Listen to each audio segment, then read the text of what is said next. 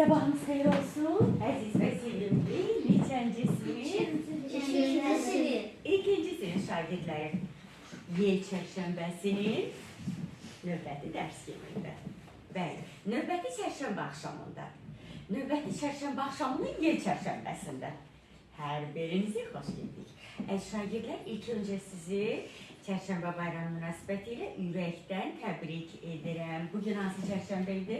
Yel çərşənbəsidir. Özünüz də görürsünüz ki, yel çərşənbəsi özünü göstərdi. Hə, Sevil, necə göstərdi? Qarlı.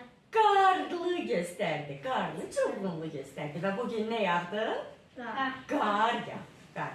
Əslində uşaqlar, fərqi yox, çərşənbələrdən asılı olmayaraq, istər çərşənbə olsun, istər bazar günü olsun, istər şənbə olsun, sizi deyə bilmərəm, mən uşaqlığımdan bəri qarlı havaları hədsiz dərəcədə çox sevirəm. Qar düzlük soyuq gətirsə də özü ilə bir yerdə həm də sağlamlıq gətirir. Nə qədər viruslar var, yoluxucu xəstəliklər var, onları demək olar ki, çoxsunu, infeksiyaları, mikrobları məhv edir, öldürür. Ona görə də mən həmişə qarlı havaların tərəfdarı olmuşam və çox təəssüf hissi ilə deyirəm ki, bu çox güman ki, bizim sonuncu bu dərs ili üçün Allah Taala'nın bizə bəxş edəcəyi sonuncu qarlı dərsimiz olacaq. İnşallah qismət olsa, növbəti qarlı dərslərimiz bir də gedəcək neçənci sinifə? 3-cü sinifə. Əziz şagirdlər, kim elə deyir, sonuncu növbə biz neçənci səhifədə qalmışdıq? Uşaqlar, dəqiq deyil, Ayan desin.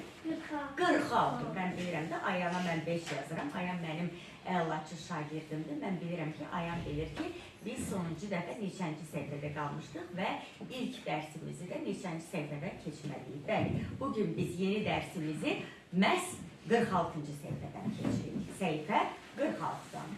Open your books on page 46. Open your books on page 46. 46 neçədir? 46.